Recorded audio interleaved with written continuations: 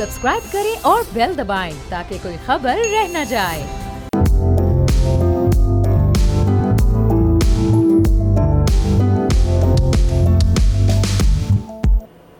अस्सलामुअलैकुम नाज़रीन, प्रोग्राम व्यापार में खुश आमदीद कहते हैं। इस वक्त अगर हम बात करें पाकिस्तान स्टॉक एक्सचेंज की रोज़ाना की बुनियाद पर मुस्बत खबरें सामने आ रही होती हैं। साथ ही साथ IMF का पाकिस्तान में इस वक्त वफ्द मौजूद है और मुसलसल एक ही बात हो रही है, पाकिस्तान में FBR के जो मामलात हैं वो बेहतर हो रहे हैं। पाकिस्तान अहदाफ हासिल कर रहा है। जो एक्सटर्नल फाइनेंसिंग गैप है उसको फिल करने के लिए दोस्त ममालिक से बातचीत भी हो रही है और उस पर भी अब यकीन दहानी UAE की जानिब से भी सामने आई है। साथ ही साथ अब जो सेक्टर्स टैक्स से मुस्तस्ना या टैक्स चोरी में मुलव्वस थे या जिन पर इल्ज़ामात हो रहे हैं उसके बारे में भी कुछ सख्त इक़दामात सामने आ रहे हैं। पाकिस्तान में एक बहुत बड़ा सेक्टर रियल एस्टेट है जिस पर अब बैरूनी जो सरमायाकार हैं वो इंटरेस्ट ले रहे हैं। आज इस पर भी हम आपको बताएंगे, लेकिन सबसे पहले पाकिस्तान स्टॉक एक्सचेंज की बात कर लेते हैं कि स्टॉक एक्सचेंज के 100 इंडेक्स में रिकॉर्ड तेज़ी के बाद मिला जुला रुझान देखा जा रहा है। 100 इंडेक्स में 300 पॉइंट्स की कमी तो देखी गई, लेकिन अभी भी इंडेक्स 56,000 के लगभग ही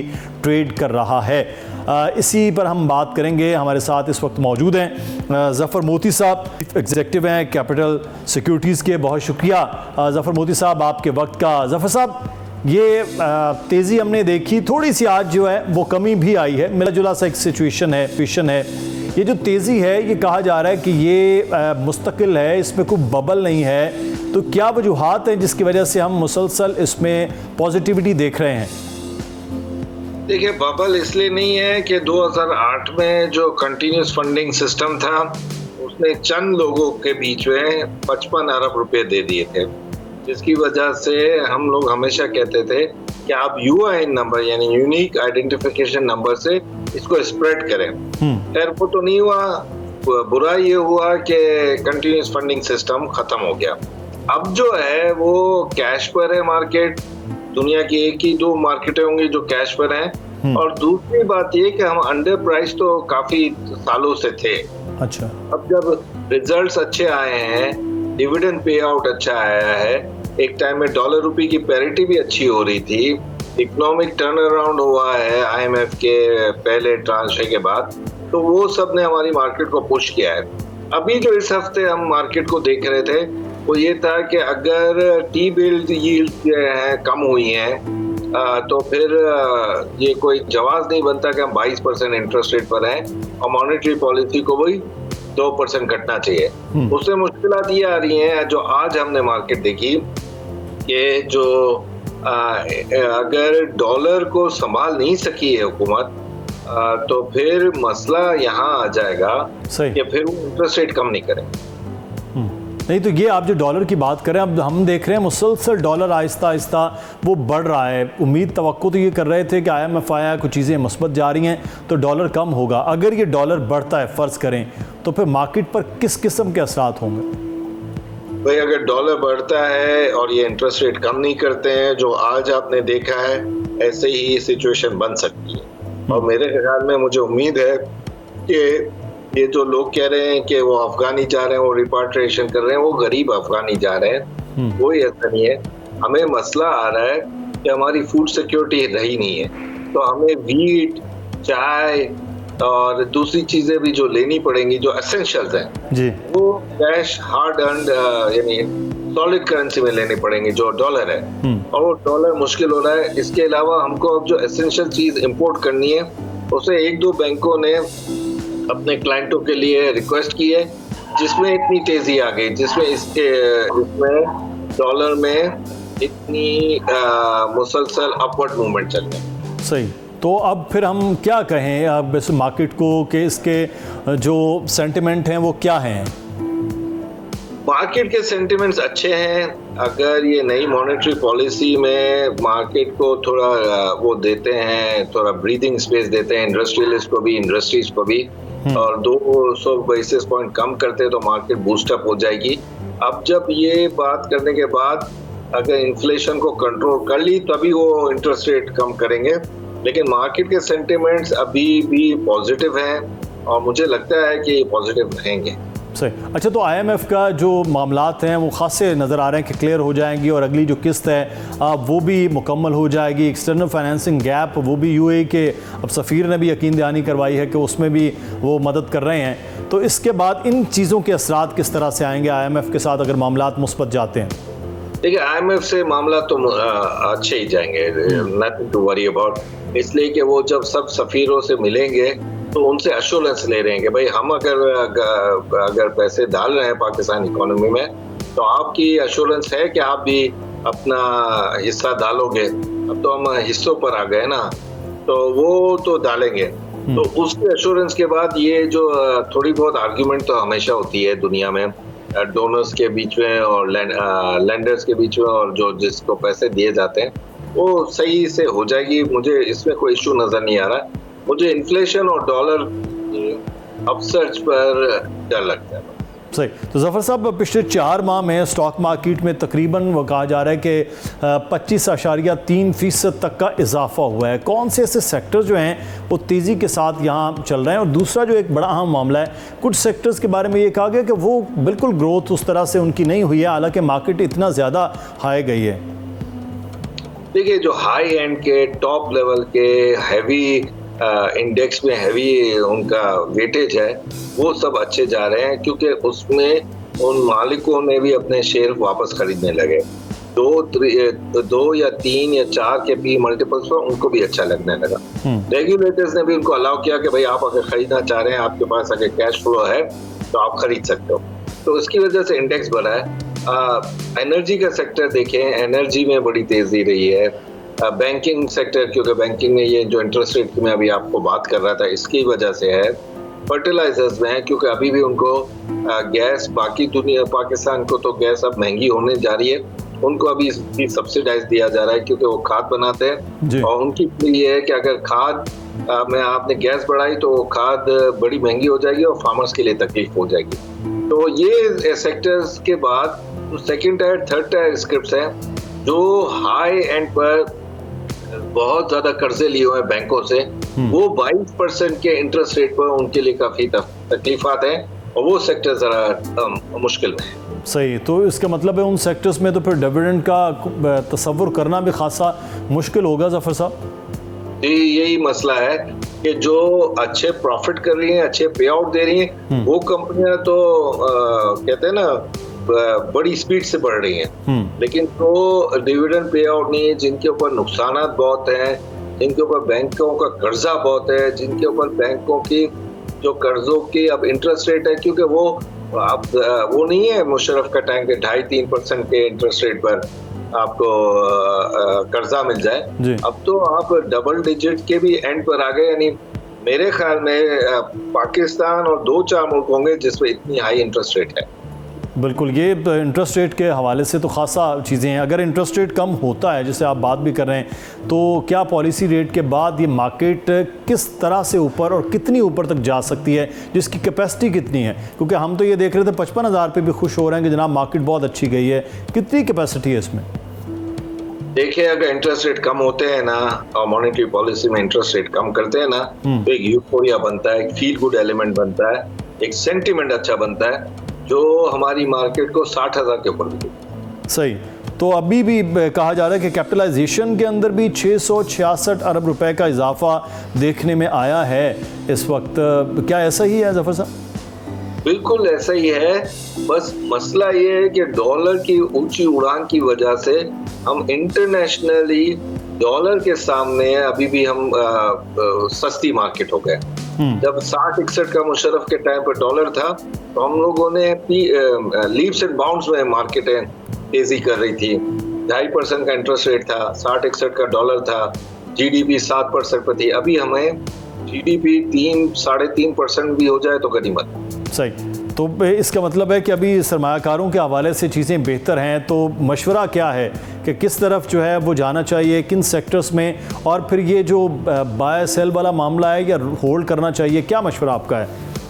मेरे ख्याल में तो होल्ड करना चाहिए। मेरे ख्याल में अभी मार्केट में बहुत है जुम्बिश है, उसमें एबिलिटी है कि वो पुराने सब रिकॉर्ड सरपास करे।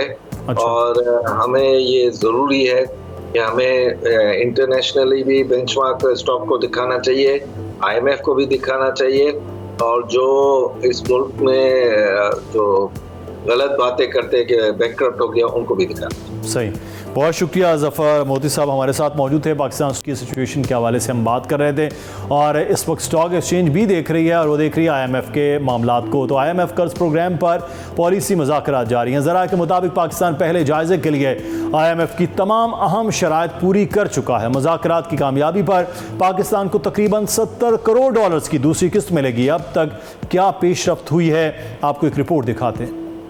तो इस सूरत हाल के हवाले से आपने देखा कि पाकिस्तान किस तरह से मामलात में आगे बढ़ रहा है। इस वक्त हमें ज्वाइन किया है एहसन मेहनती साहब ने भी। एहसन साहब बहुत शुक्रिया, डायरेक्टर हैं RF हबीब ग्रुप। एहसन मेहनती साहब, इस वक्त हम पूरी की पूरी तवज्जो जो है वो IMF के उस वक्त पर है, वो बातचीत हो रही है, मुज़ाकरात हो रहे हैं। अच्छी खबरें कुछ ये आ रही कि मिनी बजट जैसी अब कोई चीज़ शायद वो नहीं आएगी, कि मुतमईन नज़र आ रहा है। लेकिन ये भी SAFC का मामला है, इसमें आप क्या देखते हैं? लोकल इन्वेस्टर से ज़्यादा बैरूनी जो सरमायाकार हैं, उनकी तवज्जो और उनकी सरमायाकारी वो कितनी अहम होगी अगले आने वाले वक्त में, और वो SAFC के थ्रू आसान भी हो सके?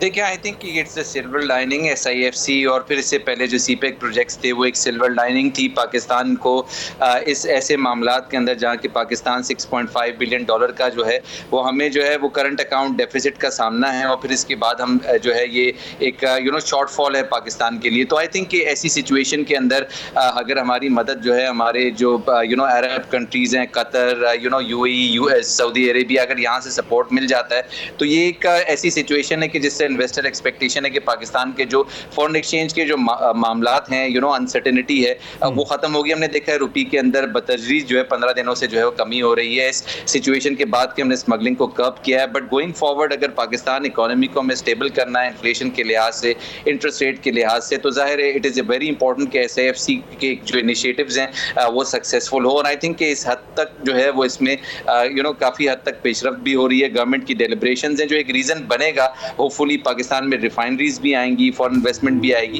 क्योंकि जो ईजियर वे आउट था, जो साकरा अकाउंट के थ्रू इन्वेस्टमेंट आती थी, FDIs आती थी, वो तो वो $1 बिलियन अब रह गई हैं। और जो स्टॉक मार्केट में भी आती थी तो $4-5 मिलियन अब पाकिस्तान में इसलिए आ रहे हैं कि हम डिविडेंड रिमिट नहीं कर पा रहे, पैसे रिमिट नहीं होते। SIFC एक ऐसा पैराडाइम है जहाँ पे इन्वेस्टर को मौका मिलेगा कि वो पैसे वापस भी ले जा सके इस मुल्क से, जो इस वक्त मेजर कंसर्न है इन्वेस्टर का, कि जाहिर है यहाँ पर एग्रीकल्चर के अंदर भी अपॉर्चुनिटी है, इंडस्ट्रियल जोन्स के अंदर भी अपॉर्चुनिटी है। तो आई थिंक कि उन एरियाज के अंदर इन्वेस्टमेंट अगर की जाती है, और यानी कि मिलिट्री एस्टेब्लिशमेंट में अगर सपोर्ट होता है फॉरेन इन्वेस्टर्स को, तो आई थिंक कि उनका कॉन्फिडेंस भी बढ़ेगा। और फिर इसकी जो लिमिट्स हैं वो अभी इस वक्त तो प्रोजेक्टेड $75 बिलियन है या $100 बिलियन है। इवेंचुअली इसमें चाइना और फिर इसके बाद बहुत सारे ऐसे कंट्रीज हैं जिनका इस वक्त नाम भी नहीं आया। फॉर एग्जाम्पल कुवैत हो गया, या फॉर एग्जांपल जो हमारे दीगर जो ट्रेडिंग पार्टनर्स हैं पाकिस्तान के साथ, अगर वहाँ से सारे साउथ एशियन कंट्रीज है, वहाँ से भी अगर SIFC की मदद में फोकस होता है, because it's an agrarian economy, तो अपॉर्चुनिटीज बहुत ज़्यादा हैं। Initially $75 billion and then eventually more and more investment would come in through this route, और ये एक फैसिलिटेटिंग रोल है। अगर ये सक्सेसफुल हो जाता है तो पाकिस्तान के जितने भी मामलात हैं इस वक्त फॉरेन एक्सचेंज के या इनके लोन रिटर्न करने के जो मामलात हैं वो सारे सॉल्व होते हुए नजर आते हैं। सही, बिल्कुल। अच्छा उमर, एक चीज़ मैं आपसे यहाँ पर ये जानना चाहूँगा, पहले आप बता रहे हैं कि IMF मुतमईन नहीं था। IMF मुतमईन होता है तो जो बाकी ममालिक हैं या बाकी जो एक्सटर्नल फाइनेंस के हवाले से इदारे हैं वो भी पाकिस्तान को शुरू कर देते हैं। जैसे IMF के मामलात में अभी UAE ने कहा कि वो एक्सटर्नल फाइनेंस गैप को फिल करने में कामयाब होंगे। SAFC पे अब मुतमईन हो गया है अगर IMF, तो फिर इसका मतलब है कि जो एक्सटर्नल फाइनेंसिंग है उसके साथ साथ जो सरमायाकार हैं उनका आना भी फिर ईजी हो जाएगा क्योंकि IMF मुतमईन है। तो जी बिल्कुल, क्योंकि ये एक फैसिलिटेशन काउंसिल है, सहूलत फराहम करने वाला इदारा है, और इसके अम्ब्रेला के नीचे तमाम इदारे काम करेंगे। और ख़ास तौर पर पहले जो एक इशू होता था सरमायाकारों को कि वो एक दरवाज़े से दूसरे दरवाज़े और दूसरे दरवाज़े से तीसरे दरवाज़े और तीसरी दरवाज़े से चौथी खिड़की में जाते थे, अब वो चीज़ नहीं होगी, बल्कि इस सरमायाकारी सहूलत काउंसिल के तहत वन विंडो होगा, और जो सरमायाकारों को सहूलियात हैं वो बहम उसी तरह दी जाएगी। देखें, IMF को मुतमईन करना या ना करना ये एक अलग चीज़ है, लेकिन यहाँ मैं आपको ये बता दूं मुदस्सिर कि चीन ने जिस तरह अपनी इकोनॉमी के मॉडल को आज जिस नहज तक पहुँचाया है, उसमें जो चीन के दूसरे पार्टी लीडर हैं यानी माओ ज़ेतुंग के बाद डिंग शाओपिंग, उन्होंने चाइना को ओपन अप किया और इन्वेस्टर्स को वहाँ पर दावत दी और वहाँ इंडस्ट्री लगी और उस इंडस्ट्री से आज चाइना जो है वो कहाँ से कहाँ पहुँच गया। पाकिस्तान में भी ऐसी अपॉर्चुनिटी मौजूद हैं। अब जब हम आज ब्रीफिंग में बताया गया कि पहले ये तजवीज़ आई थी कि 25 अरब डॉलर का जो है वो फ़ंड कायम किया जाए, लेकिन फिर उसके बाद जब दोस्त ममालिक ने पाकिस्तान को ये बताया कि पाकिस्तान में इस वक्त 70 अरब डॉलर की इन्वेस्टमेंट का पोटेंशल मौजूद है, जब ये बात हुई तो फिर उसके बाद SIFC ने इस पर काम करना शुरू कर दिया। लेकिन जो मुआविन खुसूसी हैं SIFC पर वज़ीर आज़म के, उन्होंने ये बात की कि अब तक हमने जितना भी काम किया है हमने ग्लोबल एडवाइज़र्स को इंगेज नहीं किया और जिन जिन मंसूबों में हमने ग्लोबल जो एडवाइज़र्स हैं उनको इंगेज किया है, उन मंसूबों का जो रिज़ल्ट है वो बेहतरीन है। और इसी तरह अगर देखा जाए कि जो मुआहदे किए जाते हैं उन मुआहदों के अंदर अगर एक कॉमा की भी गलती हो, एक नुक्ते की भी गलती हो, तो उस पर पाकिस्तान को बड़ा माली नुकसान बर्दाश्त करना पड़ता है। और वो इसलिए होता है क्योंकि हम ग्लोबल एडवाइज़र्स को हायर नहीं करते। अब इशू ये है कि एक सरमायाकार कोई कंपनी है वो पाकिस्तान में सरमायाकारी के लिए अगर आती है तो आपके पास अगर ग्लोबल एडवाइज़र है तो वो ग्लोबल एडवाइज़र जो है उस कंपनी के साथ बात करता है डायरेक्टली और उस कंपनी के एडवाइज़र्स के साथ बात करता है। फिर ग्लोबल एडवाइज़र के भी एडवाइज़र्स होते हैं और वो फिर निचले सतह पर मामलात को तय करते हैं।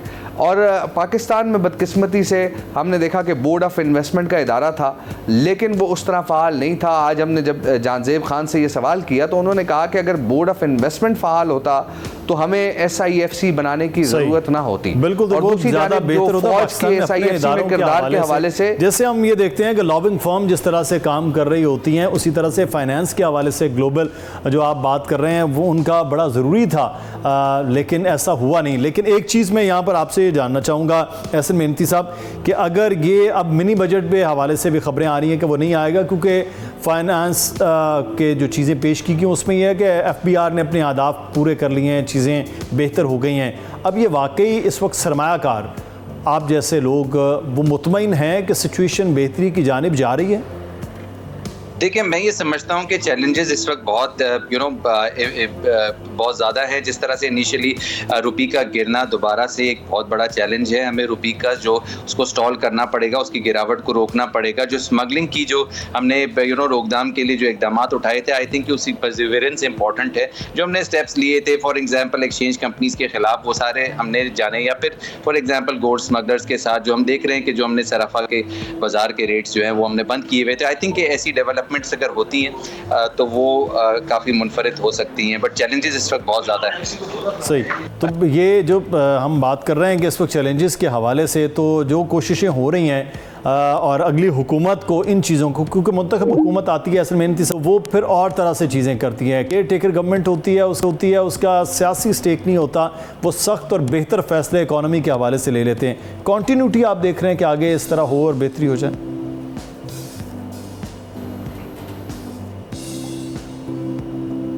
एहसन मेहनती साहब से हमारा रब्ता मुनक़ता हो गया। मैं ये मिनी बजट के हवाले से उमर, मतलब ऐसी वो मिनी बजट होता है, बजट से वैसे खौफ पड़ा आता है, तो उमर ऐसा कोई बजट शजट तो नहीं आ रहा, पक्का हो गया? नहीं है, बजट पहले भी नहीं आना था क्योंकि FBR के पास पहले से कुछ इख्तियारात मौजूद थे जिनके तहत FBR जो है वो रिटेलर्स को टैक्स नेट में लाने के लिए रिटेलर्स पर जो है वो टैक्स आयद कर सकता था। ये जो है फाइनेंस बिल 2024 में इसकी मंजूरी दी जा चुकी थी, लेकिन वो क्योंकि अब कुछ वजूहात की बिना पर FBR उस मैयर्स को नहीं ले रहा, और फिर उसके साथ साथ रियल स्टेट का शोबा भी है, एग्रीकल्चर का शोबा भी है, लेकिन यह है कि मिनी बजट नहीं आ रहा। FBR की कारकर्दगी से मुतमईन IMF नज़र आया है, लेकिन IMF ने ये कहा है FBR को कि अगर आपको रेवेन्यू शॉर्टफॉल का सामना करना पड़ गया, क्योंकि इंपोर्ट कम हो रही हैं और इंपोर्ट के कम होने की वजह से जो वो टैक्स आ रहा था इंपोर्ट से वो नहीं आ रहा, जिसकी वजह से शायद रेवेन्यू शॉर्टफॉल हो। तो उसको ओवरकम करने के लिए आपने रिटेलर्स, एग्रीकल्चर और जो रियल स्टेट का शोबा है इन पर आपने टैक्स लगाना है। लेकिन अभी तक, कल भी मेरी FBR में बात हुई है तो उन्होंने यही कहा है कि FBR की जानिब से मुकम्मल तौर पर IMF ठीक है। बहुत शुक्रिया उमर हयात, हमें तफसीलात से आप आगाह कर रहे थे। आपका आपको भी बहुत शुक्रिया। हम यहाँ पर एक ब्रेक लेना है, ब्रेक के बाद वापस आएंगे, फिर बात करेंगे रियल स्टेट के शोबे के हवाले से।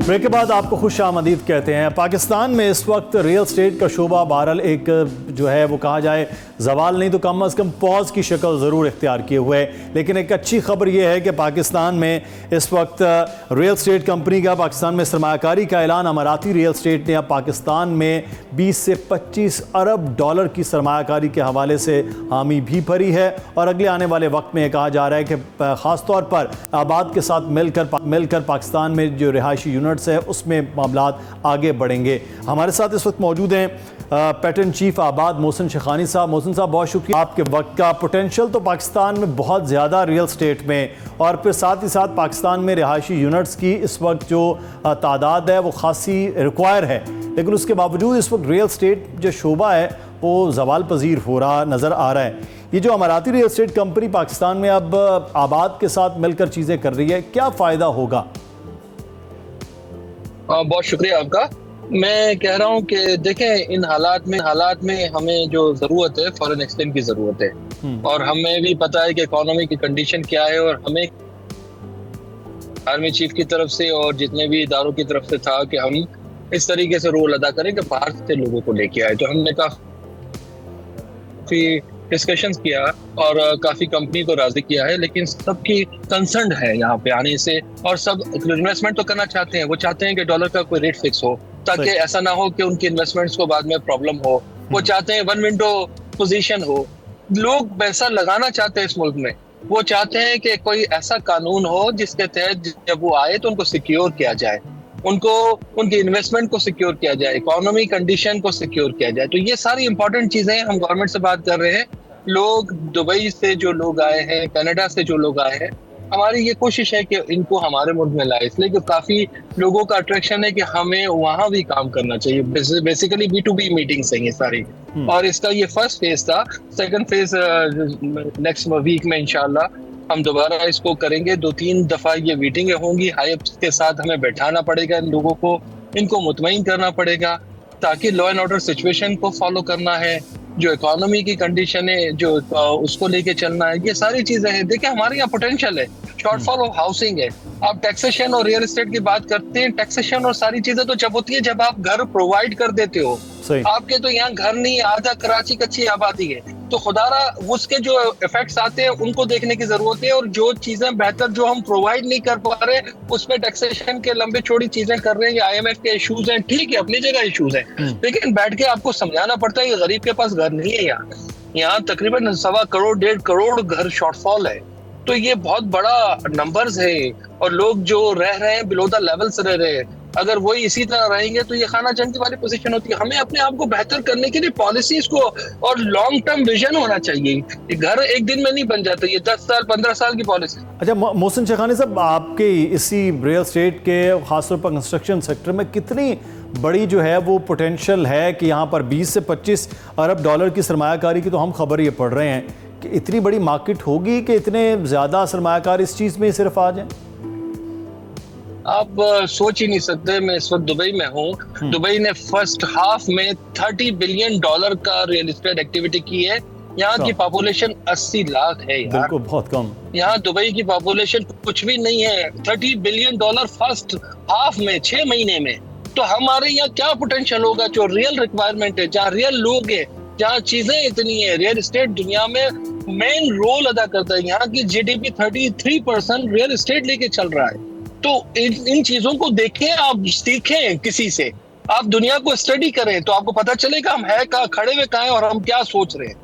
तो लेकिन यहाँ तो मोहसिन शेखानी साहब, डाउनफॉल की सिचुएशन हम पिछले तकरीबन 1.5-2 साल से देख रहे हैं। तो अब ये भी कहा जा रहा है रियल एस्टेट का शोबा जैसे कुछ चोर हो, यानी टैक्स नहीं देते, टैक्स नेट में लाया जाए, रियल एस्टेट पर टैक्स लगाया जाए, रियल एस्टेट पर टैक्स चोरी कर रहा है। आज भी IMF से ही बातें हो रही हैं। तो ये रियल एस्टेट जो है वो टैक्स चोरी में क्यों मुलव्वस है? क्यों आप लोगों के सेक्टर को बार बार ये निशाना बनाया जा रहा है? बेसिकली प्रॉब्लम ये है कि हम तो 2-4 दफा, एक दफा फिक्स टैक्स भी करा चुके हैं कि प्रोजेक्ट जब आपका अप्रूव हो उसी वक्त टैक्स ले ले। बेसिकली इलीगल कंस्ट्रक्शन इतनी हाई होती है कि वो टैक्स नेट में नहीं होते, और जो लीगल लोग हैं वो भी इसकी वजह से परेशान हो रहे हैं। जो टैक्स देना चाह रहे हैं, आबाद के सारे मेंबर टैक्स पे होते हैं तो आबाद मेंबरशिप इशू करता है, बगैर टैक्स पे किसी भी आदमी को मेंबरशिप ही नहीं देता। लेकिन इलीगल जो हमारे मेंबर्स नहीं होते और जो छोटे छोटी चीजें और इलीगल कंस्ट्रक्शन कर, जब हम फैसिलिटीज नहीं देते, जब हम कोई कानून को लेके नहीं चलते, जब हम चीजों को डायरेक्शन नहीं होता, तो ये सारी चीजें होती है। तो हमें तो जरूरत है, हमने कोई नई स्कीमें, कराची जैसी जगह पे 35 साल हो गए कोई नई स्कीम नहीं दी, और जो स्कीमें दी थी उनको पोजीशन ही नहीं दिया गवर्नमेंट ने। MDA, LDA, ये सारी स्कीमें आज पड़ी हुई हैं। तो हमें तो रिक्वायरमेंट होती है, उनके साथ साथ चीजें चलना पड़ता है। पानी जो 2000 में आ रहा था 600-800 MGD, आज भी वही आ रहा है। तो क्या होगा? हमें उन चीजों को डिस्कस करने की जरूरत है, और जो अहले अरबाब है और जो फैसला करने वाले लोग हैं उनको सोचना पड़ेगा। रियल एस्टेट बहुत बड़ा इन्वॉल्वमेंट होता है किसी भी मुल्क की, मतलब बैकबोन की जाती है कि सारी रियल एस्टेट से इंडस्ट्रियां चलती है, रियल एस्टेट से जॉब क्रिएशन होती है। अगर इसको सही मानों में हम सही डायरेक्शन पे ले आए तो मैं समझता हूँ ये सारी चीजें खत्म हो जाएगी। टैक्स एडवांस देने के लिए तैयार है रियल एस्टेट वाले। सही। तो मोहसिन साहब, एडवांस हम पहले टैक्स देने के लिए तैयार, अप्रूवल के साथ। तो ये कब तक तवक्को हो कि दोबारा ये सेक्टर चले, फिर इसके साथ जुड़े हुए 40-45 सेक्टर्स भी वो भी चलना शुरू हो जाएं? क्या तवक्को आपको लग रही है इस वक्त संजीदगी हुकूमत की? देखिए, अभी जो ये लोग आए हैं तो गवर्नमेंट ने हमसे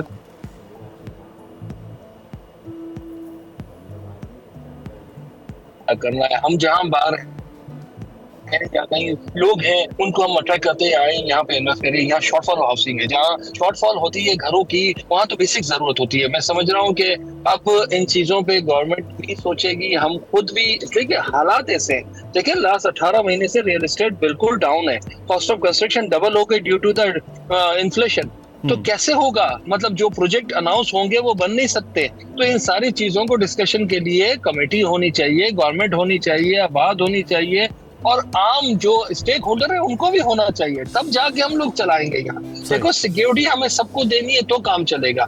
तो मुझे उम्मीद है कि हम कोशिश कर रहे हैं। अब ये तो गवर्नमेंट पे डिपेंड करता है कि उनकी क्या चाहते हैं। अगर है तो वो हमारे साथ रहेंगे, नहीं होगी तो ऐसे ही चलता रहेगा। सही। तो श्योरिटी और सिक्योरिटी का बड़ा ज़रूरी है। फिर बैरूनी सरमायाकार भी और फिर पाकिस्तान में रहने वाले जो सरमायाकार हैं वो इस शोबे को आगे बढ़ा सकते हैं। बहुत शुक्रिया मोहसिन शेखानी साहब, आप हमारे साथ मौजूद थे, पैटर्न चीफ आबाद।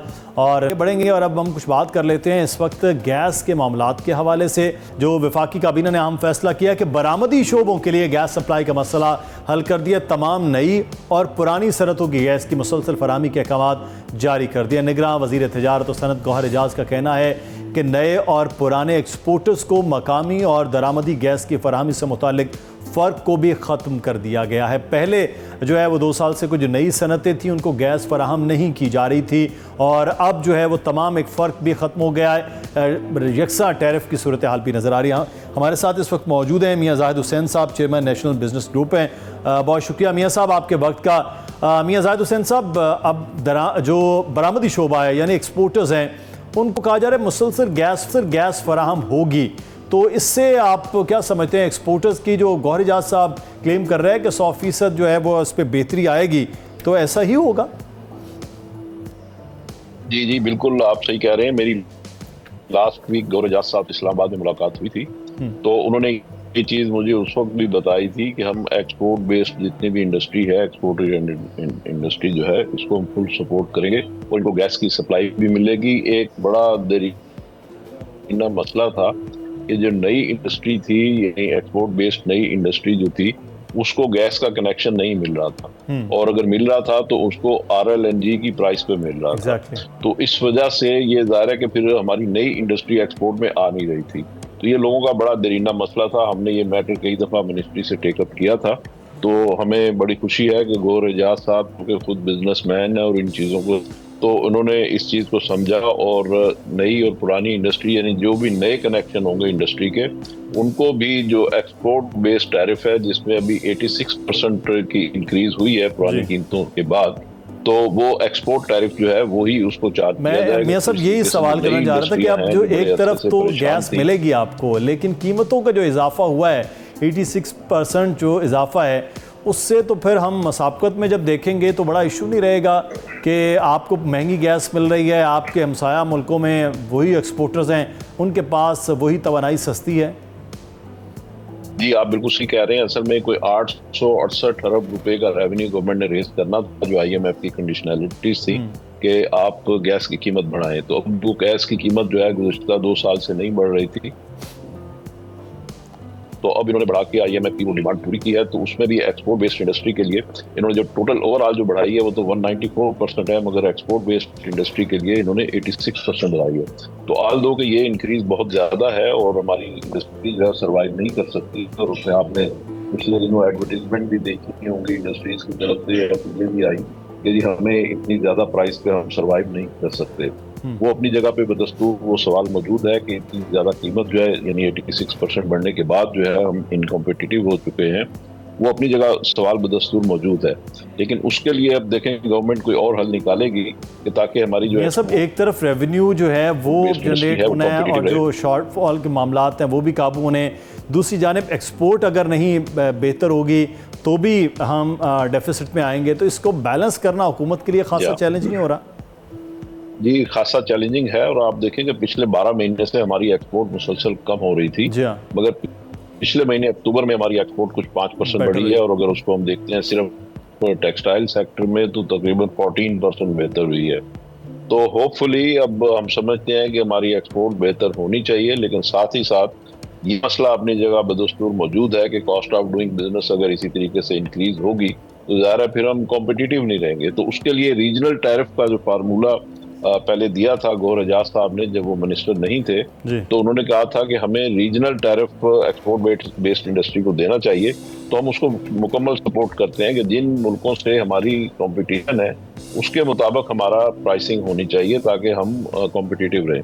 अब देखें साथ ही साथ थोड़ा सा जो डॉलर की कीमत इंक्रीज हुई है तो उससे एक्सपोर्ट ओरिएंटेड इंडस्ट्री को थोड़ा बहुत रिलीफ मिलेगा, क्योंकि उनको थोड़ा उधर से बेनिफिट मिल जाएगा। एक तरफ से अगर उसको गैस की कीमतें बढ़ी हैं तो दूसरी तरफ रुपये डिवैल्यू होने से तकरीबन 16% जो हमारा रुपया फिर दोबारा डिवैल्यू हुआ है, तो उससे कुछ उनको बहरहाल कुछ ना कुछ फर्क पड़ेगा। लेकिन असल इसका हल यही है कि हम बिजली और गैस के शोबे से चोरी खत्म करें। जब ये चोरी खत्म हो जाएगी और लाइन लॉसेज इसमें खत्म होंगे तो ही वो बेहतरी हो सकती है और कीमतें बढ़ाने से शायद मुस्तकिल हल जो है वो नजर ना आए। बहुत शुक्रिया मियां जाहिद हुसैन साहब मौजूद थे। और नाज़रीन, oil and gas regulatory authority ने 1 नवंबर से मुल्क भर में सार्फिन के लिए गैस के नरखों और फिक्स चार्जेस में इजाफे का बाज़ाब्ता नोटिफिकेशन जारी कर दिया है। अवाम क्या कहते हैं, आइए वो देखते हैं। अवाम पिसी बढ़ी है, इनके बढ़ाने से और अवाम पिस रही है, और क्या कहेंगे। जो करंट जो पोजीशन है वही बिल पे नहीं कर सकते हैं हम लोग। मजदूर की दिहाड़ी देख रहे हो आप, 800 रुपये 900 रुपये, उसमें से अब गैस का बिल भरे या बिजली का बिल भरे, कहाँ जाए बंदा। ये गैस तो है नहीं, जब गैस नहीं है तो आप जब आवाम को गैस नहीं दे रहे हैं तो बिल में क्यों इजाफा करेंगे। तो ये तो बिल्कुल नाइंसाफ़ी है। 400 आता था, 350 आता था, अब 2 साल से गैस नहीं, लेकिन बिल 650, 800, 700 आ रहा है। सर हम तो इतने परेशान हो गए हैं, हकीकत माने पहले तो गैस आती ही नहीं है। जो गैस आ रही थी थोड़ी बहुत जो है ना, उसमें भी इतनी महंगी कर दी है कि बिल जो है हम गैस के बिल पे करें, बिजली के बिल पे करें या बच्चों को तालीम दें। कि बिल की वजह से इतने सताए हुए, अब जो ये गैस महंगी होगी तो गरीब आवाम किधर जाए। जिस तरह महंगाई बढ़ चुकी है और गैस के जो अभी चार्जेस जो बढ़ चुके हैं, उससे भी जो आवाम है बड़ी मुश्किल से गुजारा कर रही है। अभी मैं खुद भी इस चीज़ को फैमिली रन कर रहा हूँ, मुझे अपने चीज़ों का अंदाज़ा है कि किस तरह मेरे बजट को लेके चलना होता। जी लोड शेडिंग गैस की हो रही है, पहले भी मुल्क में बिजली की लोड शेडिंग थी, उससे जान छूट गई है, तो अभी सर्दी में ये शुरू हो गई है। तो कीमतें भी बढ़ा रहे हैं और लोड शेडिंग भी कर रहे हैं, और LPG भी जो है ना वो भी उसकी कीमतें भी बढ़ रही हैं। तो ये खुदा का खौफ करे थोड़ी कीमतों में कमी लाए। अब जो गैस का बम्ब इस पे गिराया गया है, गैस आ नहीं रही, रेट ज़्यादा है, ना चलाने के बावजूद भी बिल ज़्यादा आ रहे हैं। अब आवाम के लिए जीना मुश्किल हो गया, गवर्नमेंट को चाहिए इस पे गौर करे। कारोबार के हालात इतने डाउन है कि पहले ही हम पिसते जा रहे हैं। ऊपर से ओगरा ने ये गैस की कीमतों में इजाफा कर दिया, गैस बिल्कुल नहीं आ रही, परेशानी इतनी है कि हंडी नहीं पकती, हमें जाके सिलेंडर बनाना पड़ता है, और ऊपर से बिल इतने ज़्यादा आ रहे हैं कि हमें हमारे लिए पाकिस्तान में जीना जो है ना बहुत मुश्किल होता जा रहा है। कुछ सुनने वाला नहीं है, गवर्नमेंट जो है जुल्म की इंतहा कर रही है। और गैस की बढ़ती हुई कीमतों के हवाले से लोगों का रद्द-ए-अमल आपने देखा है। प्रोग्राम से मुदस्सिर इकबाल को इजाज़त दीजिए, अपना ख्याल रखिए, अल्लाह हाफ़िज़।